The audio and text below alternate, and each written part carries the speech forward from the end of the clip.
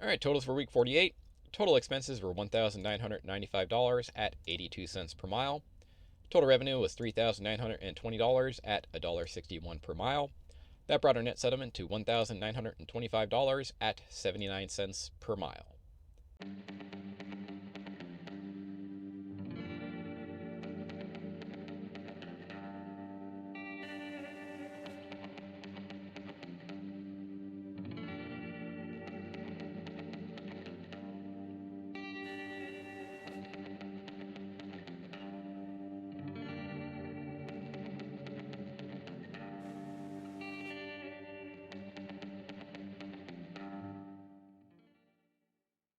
Welcome back to Trucking in the 7 Seas. This is episode number 113, and in this episode, we're going to cover week 48 of running my own authority. For this week, we continue running Amazon Relay in order to get a rating up so we get access to their blocks. If you're new to this channel, welcome. My name is Tim, and I started this channel in order to show exactly what truck drivers make. I started as a company driver, working for night transportation, moved on to a lease operator, working for night transportation, then an owner-operator leased on the Landstar, and now we are an owner-operator running our own authority.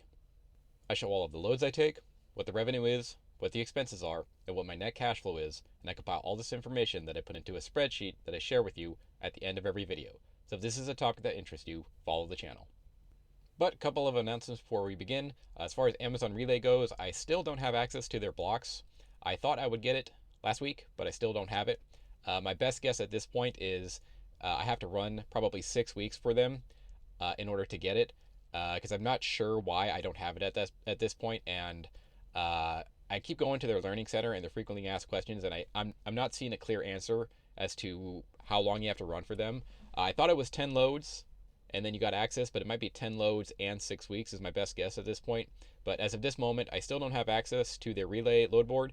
I just keep getting a message, like I'll put it right here, saying I'm being vetted, and that's about it. But I should meet the qualifications, but I'm not sure why I don't have access yet. But hopefully in the next week or two I should have it. And yeah, so that's what's going on with the Amazon blocks. And also, I'm still planning on selling my trailer in the Ritchie Brothers auction at the beginning of March in Las Vegas. Some of you guys were asking about potentially purchasing it privately, and I'm kind of resistant to that for a few reasons. For one, I would have to show it to probably multiple people. I think like 2 or 3 people have reached out about potentially buying it. And the problem is I don't have I don't have a set time. Like, I would need to come to Vegas, show you the trailer, get here early, and it would just kill like multiple days every time I had to show the trailer to someone. So I'm kind of hesitant to do that for that reason, because it would just kill a lot of time, and like every day I lose is like maybe like $1,000 of revenue just coming and showing you the trailer, right? So it would just cost a lot in terms of time loss. So that's one reason. Another reason is Ritchie Brothers can serve as a pretty good intermediary in terms of like legal stuff. So I kind of like that. That's kind of nice. I also just like the concept of an auction, just like, hey, multiple people can bid on it, and just I kind of like open free market sort of thing. So I like the concept of it. And also, if you were interested in it, well, you could just bid on it on Ritchie Brothers auction, right? So I don't think I'm going to sell it privately for those reasons, because it seems like Ritchie Brothers auction is just a lot more efficient for me, and you can still purchase it, right? So I don't think I'm going to do that. I don't think I'm going to sell it privately. I'm just going to give it to Ritchie Brothers auction. It's a lot more efficient for me. And then if you're interested in it, you can purchase it. I will post another video, probably maybe right after this, roughly speaking, just showing you the trailer. Like, I'll make a video of the trailer and its specs and everything like that. So if you were interested in buying it, you would kind of have that video as an advantage. So I will post that probably tomorrow, maybe the day after this video is posted. Still working on that. But just be aware of that. I'm still planning on selling the trailer, and almost certainly going to sell at the Ritchie Brothers auction. So if you're interested, well, there you go. But with all that said, last episode we left off in Phoenix, Arizona. So we dropped a load in Phoenix, Arizona, and then we had one cancel, and then we had another one cancel in that area. And as I'm learning, Amazon loves to cancel these loads, so I'm starting to kind of figure that out. But yeah, so that's where we're at. We're in Phoenix, Arizona, and I was trying to do just a bunch of runs between like Las Vegas and Phoenix/Tucson and back and forth. And what I learned is that probably isn't going to work out too well. But that's what I was attempting to do, and I did end up finding this load right here. Yeah, so I did end up finding a load back to Las Vegas. So this one's going from Tucson, Arizona to Las Vegas, Nevada. Loaded miles 430, empty 112, paid $795 at $1.85 per mile. Yeah, so this one took quite a few times to find. I did get 2 canceled loads in Phoenix before I finally found this one back to Vegas, and that's what pretty much told me that I'm not going to be able to just sort of run a dedicated sort of route between Vegas and Phoenix / Tucson. But this is one I ended up finding. It did get me back to Vegas, which is what I was looking for at the time. Uh, $795, $1.85 per mile. Not great. I don't have to maintenance my own trailer, so I do have that going for me, and quite a bit of deadhead. So not the greatest load, but that's what we ended up booking. So now we are headed to Las Vegas, Nevada. Let's go.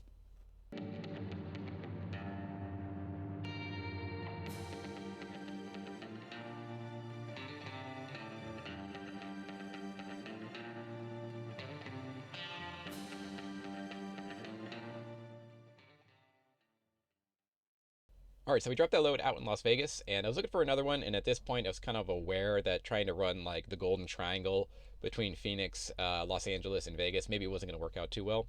So I decided to go ahead and start stretching out a little bit, looking for another loads. And I noticed that Amazon did have quite a few loads that, in theory, were like round trips. So like they'll string a couple of loads together to get you, like you'll start in Vegas and then you'll end in Vegas by doing like multiple loads. So, long story short, I found this load right here. So these series of loads. So this is just a screenshot from the Amazon Relay website. Your trips basically, and what this load was supposed to be. It was going from Las Vegas to Boise, Boise to Pasco, Washington, and then Pasco, Washington back to Las Vegas. So I booked this and I got originally $3,300 for it, which was roughly $1.80 per mile or something like that. So I was like, all right, let's give that a shot. And I had heard the rumors that Amazon just does this and then just cancels the load. And I did kind of believe them. Like I didn't necessarily doubt it, but I wanted to go ahead and test the theory, just confirm whether they do that. And as you can see by the lines getting crossed off on all but one of these loads, that is in fact what they did. So I booked the load, the entire run for $3,300. Went to the Las Vegas Center. They didn't have a load, so they told me to bobtail all the way to Pasco. And I was like, all right, let's give it a shot. Let's test it. So that's what I did. So I ended up bobtailing from Las Vegas, Nevada, all the way to Pasco, Washington, which is 927 miles. And I was like, all right, let's get up there and see it. And like, when I started going, like they kind of immediately canceled the Boise run, and I was already like, all right, I was sort of mentally prepared for them to cancel the Pasco run as well. And I'm like, all right, if they cancel the Pasco run, like this is just going to be a confirmation that, just don't book these multi-runs, right? But I just wanted to test it and see how it goes. And I figure, okay, if I'm in Pasco, Washington, I can find something back south, right? And all right, so start hauling up to Pasco. And mind you, as soon as I booked the load, like the Boise run immediately got canceled. So I was like, all right. And I didn't, like, I'm trying to work on my rating right now, right? So I didn't want to automatically cancel the whole run because that would affect my rating. And I'm trying to get a good rating so I can get the blocks. So that was another reason why I decided, okay, let's just test this and see how it goes. But long story short, I run to Pasco, just bobtail basically 1,000 miles to Pasco. Get there, load's canceled. Yeah, okay, figure. Yeah, no surprise whatsoever. I was sort of like mentally prepared for this to happen. And okay, now they did give me 1,100 to book to basically bobtail to Pasco. So that's not good. It's like $1.19 per mile, but it is bobtail, so my fuel and maintenance costs are very, very low. Still not good at all.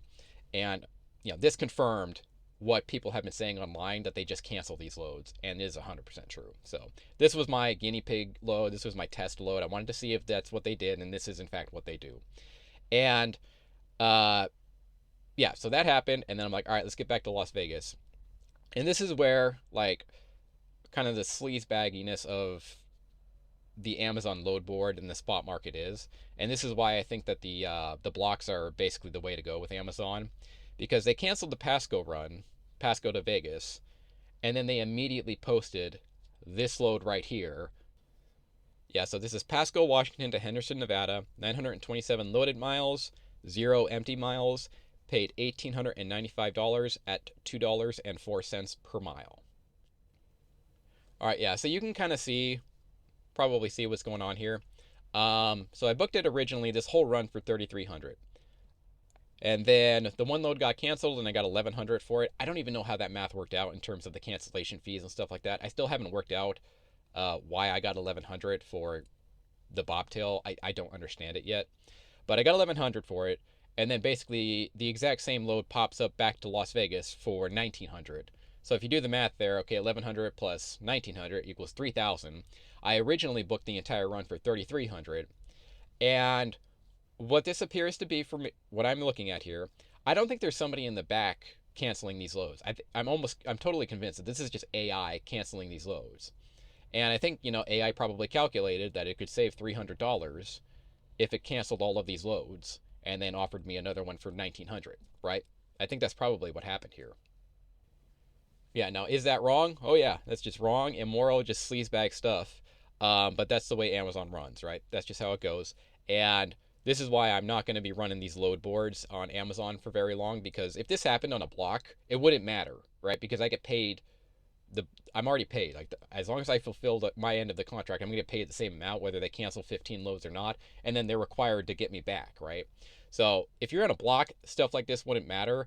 But because I'm, trying to just toying with the load board right now, it does matter. So that's what happened. And if you come to Amazon, if you want to run Amazon Relay, confirmed. They just cancel these loads whenever they want. And if you get stuck in like Pasco, Washington, they don't care, right? So just be aware of that. This was my tester. I wanted to test and see how these multi-run loads go, and they did not go well. So, yeah, long story short, we sort of stringed together a load from Henderson to Pasco and then Pasco back to Henderson. So that's what we're going to do right now. So let's go from Henderson to Pasco and then Pasco to Henderson. Let's go.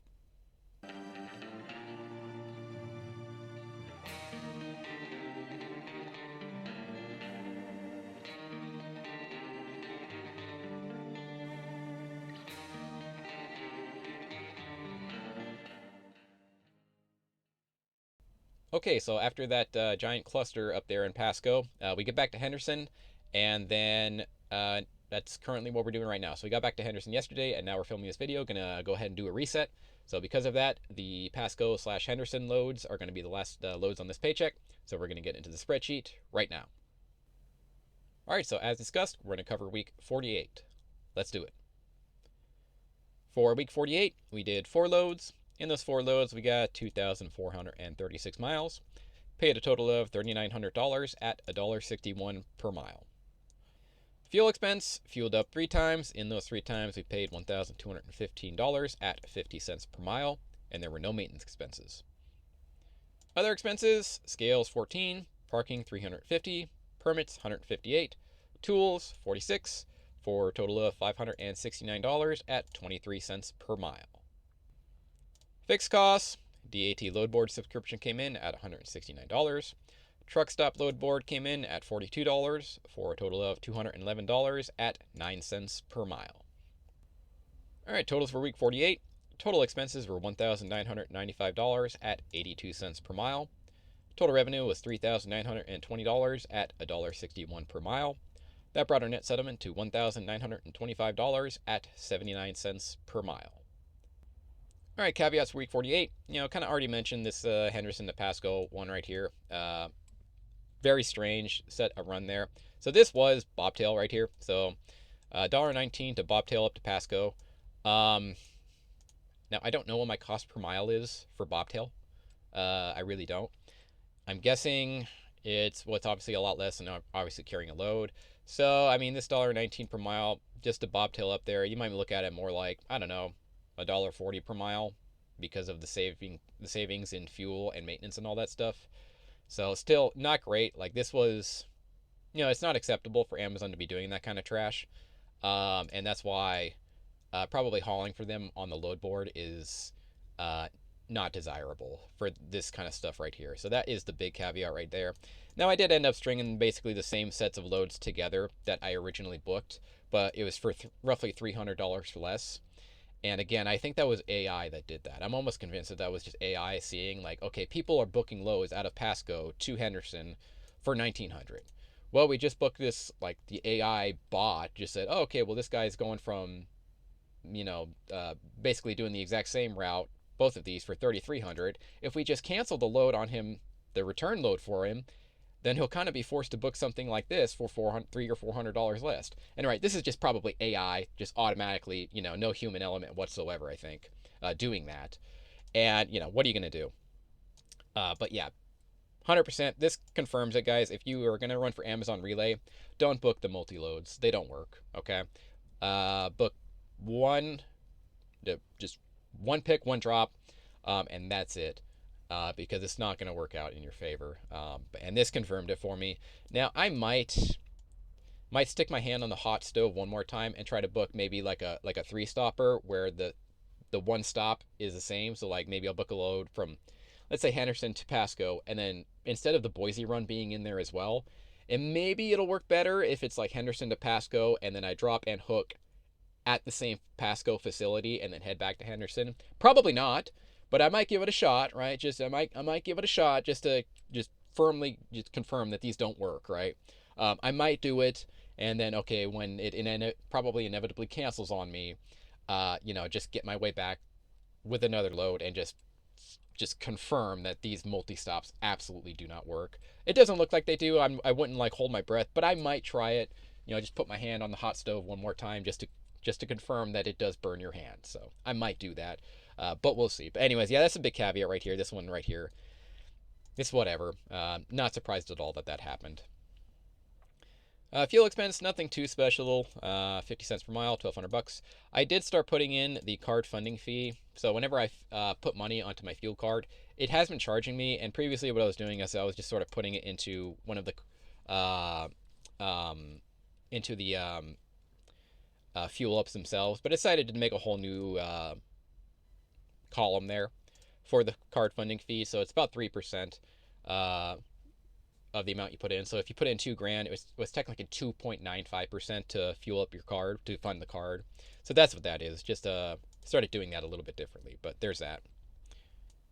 All right, and then other expenses, nothing too notable. I did go ahead and purchase another month of parking for my trailer.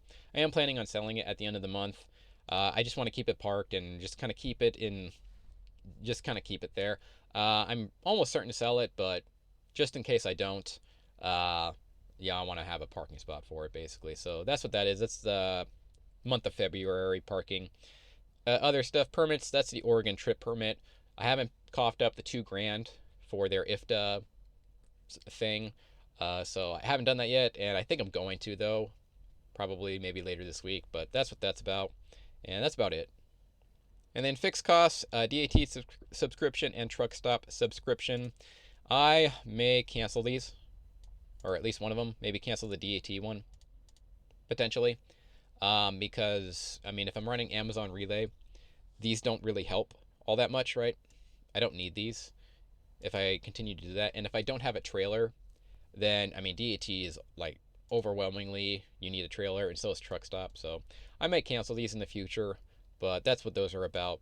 Yeah, just my load board subscriptions. Yeah, and then week 48, not terrible, not great. Expenses, fairly normal. Revenue, little bit low. And then settlement, about $2,000, a little less. So that's that. So that's week 48. Let's go ahead and go to the overalls now. All right, total since starting my own authority, we have driven a total of 105,000 miles. Total expenses has been $125,000 at $1.19 per mile, and that is my cost per mile. Total revenue has been $201,000 at $1.90 per mile. That brings our total profit loss to $75,000 at 71 cents per mile, and all of these loads are dry van. Averages and other information. Average weekly paycheck is $1,500, and average weekly miles is 2,200 miles. Total fuel cost has been $47,000 at 45 cents per mile, and we are paying an average of $3.52 per gallon. Total maintenance cost has been $30,000 at 29 cents per mile. If we kept this up for a 52-week period, we'd make $82,000 and drive 115,000 miles. Total revenue has been $201,000 at $4,200 per week. driven a total of 10,000 miles of deadhead at 9.9% of total mileage. We've been employed 334 days, or 48 weeks, taken 47 days off, 287 days on duty, 132 total loads. Average load length is 802 miles. And if we had a theoretical $500 per week truck payment, we would have made $51,000 at 49 cents per mile. All right, so not much change going on here. If you've been watching the last few episodes, you know that these numbers pretty much aren't going to change this year. This is a horrendous year. Horrendous. If these numbers look like this in 2026, I will not continue. I'll do something else, find another gig, maybe sell the truck and do hazmat for a company or something like that. Doing some tanker work sounds about fine. Home every day sort of thing. I do that. Not bragging about these. It's just a horrendous year. 2025 was horrendous. This was first year with an active authority, so my load options were very limited, and just had a bunch of maintenance expenses and just a bunch of crap going on that really killed me. Talking about the maintenance expenses, $30,000, 29 cents per mile for maintenance. That is very high. Now, a lot of this is that trailer. So this is one of the reasons why I think getting rid of the trailer is probably a smart move. Now, I've already replaced quite a bit of stuff on it. So it's got good tires, mostly, new shocks, new airbags, new brake drums, new brake pads. So it's pretty solid. But I'm not convinced that it's worth it at this point. And I will tell you guys that it looks like the trailer now needs a new ABS module. So when I had the brake drums replaced, the ABS light came on, and it's been on ever since. And I've tried just about every trick in the book to get it to turn off. So it was around mid-October that I had those drums replaced, and then I was trying to run it around, right? It's not an out of service for the ABS light to be on. So I was trying to run it around, right? Because the ABS lights come on frequently. So running around, cleaning the pigtail, jiggling it around, doing everything I know how to do to try to get that ABS light to turn off. I let it sit for a week, started running again. It was still on, and then it's still on to this point. And I finally brought it into the Petro, and they said that, yeah, it looks like the ABS module is no longer functioning. And that's pretty much what I had concluded at this point. And they said it was about $1,500 for a new ABS module, not including labor. I think that's what they said. So I'm just looking at that, and it's just stuff like that with this trailer, and it just keeps coming, right? Now maybe this will be the last thing, maybe it won't, right? But when I have this, I got this trailer, and it's just costing me a lot to maintenance it. I would say somewhere, I didn't keep track like I probably should have with this trailer, but I think about half of this is that trailer. I think like 14, 15 cents per mile of these maintenance costs are the trailer, right? And if I haul power only, I don't have to maintenance the trailer, right? So that's very helpful. So that's one of the reasons why this maintenance cost has been so high, and these numbers have been pretty bad. It's not the whole reason, right? But it's certainly notable that the trailer is costing me quite a bit to maintenance. Now maybe it stops, maybe I sell the trailer, and maybe one of you guys buys it and you don't have any issues whatsoever. Good for you, right? But I'm just sort of like, I'm not sure it's worth it, especially when I look at these Amazon blocks, which seem to pay pretty decently. I don't think continuing running this trailer is worth it to me. Yeah, and then just look at some of the other stuff here. I mean, you look at the 52-week average. That's just horrendous, right? That is just crushingly bad. 82,000 for a 52-week period, and that looks like about 80,000 is what we're going to end up pulling this year. That does not include truck replacement costs, and it does not include the startup costs, which are 18,000. I mean, you might honestly minus about 30,000 between the startup costs and the truck replacement costs. You might look up more like 50 grand or something like that. Just awful. Just completely awful. But that is where we are sitting right now. Well, you look at right here, about 50 grand if you had a $500 per week truck payment. Just not worth it at all. And just going to stay the course for right now, give it one more year. And if that doesn't work, well, I know where to go after this. Either lease the truck on to a carrier, potentially, or go back to company and like haul hazmat or something like that. I could definitely haul hazmat and be doing better than this, or just as good. Probably, no, I'd be doing better than this if I just haul hazmat. So, But that's where we're at. First year is done. Got access to basically every broker now. My insurance premiums have dropped. I don't have the giant startup costs that I had last year, or this year, I should say. And the market is also improving. So we're going to give it one more year. And at the end of this year, if it looks like this, we're done. Not going to keep doing this. So that is where we are at. But that'll pretty much do it for this episode. If you're interested in this spreadsheet or any of the other spreadsheets I've done in the past, they're available in the About section down below. After you find them, just click File, Download them to a Microsoft Excel sheet, and then after you do that, you're free to use them however you please. And if you want to just donate to me directly, there is a Buy Me a Coffee link in the About section down below. So you just click on that and send me whatever you feel appropriate. You could send it via a YouTube super thanks, but YouTube does take like 30 or 40% of those super thanks. So Buy Me a Coffee is a lot better, frankly. And I would be very grateful for it. But that will pretty much do it for this episode. Thank you for watching, and I'll see you in the next one.